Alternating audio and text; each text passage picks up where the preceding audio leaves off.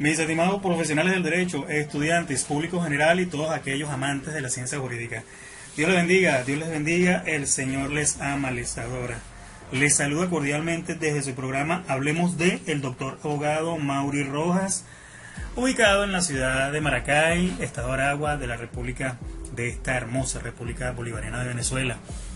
Hoy en este tu programa, Hablemos de, te doy la bienvenida y conversemos un poco acerca de los límites extensionales de la jurisdicción, de este concepto de jurisdicción, como bien lo señalamos a través de su propia figura de protección.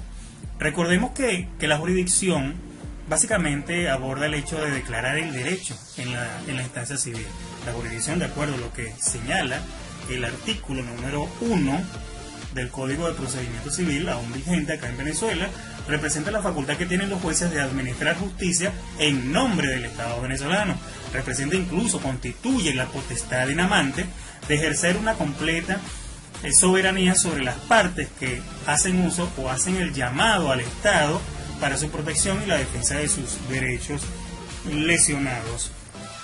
Cuando hablamos de las extensiones del concepto de la jurisdicción, Debo mencionar que hay algunos países que hacen una aplicación extensiva del concepto en sí mismo, tales como lo señala el artículo 895 de nuestro vigente Código de Procedimiento Civil, el cual, en su título número 1, en sus disposiciones generales, aborda la jurisdicción voluntaria. Señala, o se lee en el artículo 895, que el juez, actuando en sede de jurisdicción voluntaria, interviene en la formación y desarrollo de situaciones jurídicas de conformidad con las situaciones previstas en la ley y de acuerdo, por supuesto, al presente código. Como ustedes podrán observar, el juez se encuentra completamente presente y es un testigo fiel, de la resolución del conflicto que se ventila, que se vislumbra y que se desarrolla, que presentan las partes en conflicto. Este juez, por supuesto, aún no ha asumido su condición de árbitro, sin embargo, hace valer el derecho de acuerdo a las disposiciones que el código le permite. Ahora bien, cuando hablamos de las extensiones jurisdiccionales es necesario hablar de los diferentes tipos de jurisdicción. Les había comentado brevemente acerca de la jurisdicción voluntaria. En esta oportunidad les quiero hablar sobre la jurisdicción contenciosa, de la misma forma, abordar incluso un poco más sobre esta jurisdicción voluntaria y finalmente la jurisdicción disciplinaria, que es una de las más conocidas en función del concepto que en ella misma encierra y por supuesto la naturaleza de la figura jurídica. En este sentido, mis estimados profesionales, inicio. La jurisdicción contenciosa, también conocida como la litigiosa o la litigante, esta representa la verdadera jurisdicción. Ahora, ¿por qué? Porque es enteramente judicial. Su nombre deriva de contienda, que al mismo tiempo significa disputa, significa pelea. La controversia es una de las grandes características de la jurisdicción, pero no es indispensable porque hay juicios sin contienda, como es el juicio del divorcio, que se desarrolla a través del artículo 185A, o actualmente el divorcio o la separación de cuerpos, la disolución del matrimonio por desafecto, que es una de las tendencias más cercanas, o incluso la separación de cuerpos o de bienes de mutuo acuerdo, tal cual como lo señala el mismo 185, Código 185 del Código Civil actual venezolano. La jurisdicción contenciosa refleja no solamente el concepto de jurisdicción como función judicial, sino que también genera un resultado completamente material, que es el efecto de cosa juzgada. Ahora, cuando les señalo lo referente a la jurisdicción voluntaria, debo contemplarles o manifestarles que a partir del artículo 185 hasta el 902 se establecen las disposiciones generales con respecto a esta jurisdicción voluntaria. Debo señalar que el mismo articulado 896 reafirma que las determinaciones del juez en materia de jurisdicción voluntaria son completamente apelables, salvo disposición especial. En contrario, todo lo que se decide allí puede ser, por supuesto, discutido, controvertido y apelable por las partes que se encuentran en la disputa. Debo incluso señalar que el contenido de los pronunciamientos de la jurisdicción voluntaria es más bien de carácter probatorio y tienen a bien el poder suplir una prueba o dar incluso hasta una notoriedad a un hecho que no se tenía. la decisión del juez en esta jurisdicción voluntaria juzga solo en el sentido formal, pero no en el sentido estrictamente jurídico. Les decía que hace respetar las normativas, pero no hay un pronunciamiento con características enteramente de orden judicial como ocurre habitualmente dentro de la jurisdicción contenciosa. Nuestra ley procesal, es decir, la señalada en el Código de Procedimiento Civil, faculta al juez, en caso de considerar que el asunto planteado corresponde a la jurisdicción contenciosa, sobreseer el procedimiento de jurisdicción voluntaria. ¿Para qué? Para que los interesados propongan la demanda. Es decir, que esta puede cesar en cualquier momento o en el instante en que una de las partes así lo decida. En cuanto a la función de la jurisdicción voluntaria, se dice que esta cumple básicamente una función completamente administrativa.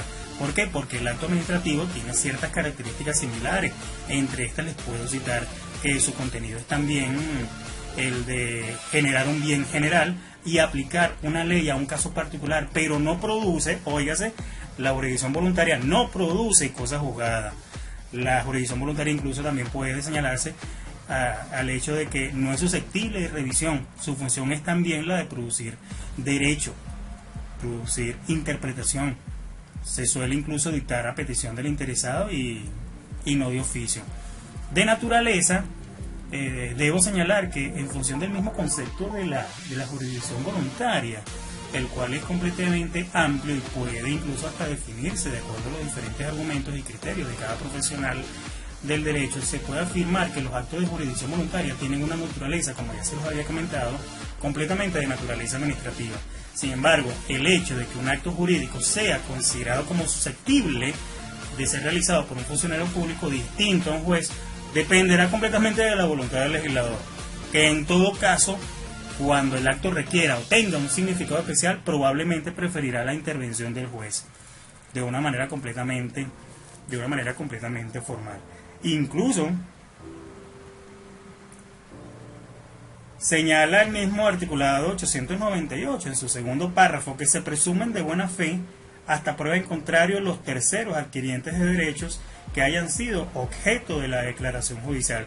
Es importante este tema porque dentro de la jurisdicción voluntaria, por supuesto, existe completo apego no solamente al respeto y a la voluntad de las partes, sino también a la disposición cognitiva que en ella se señala.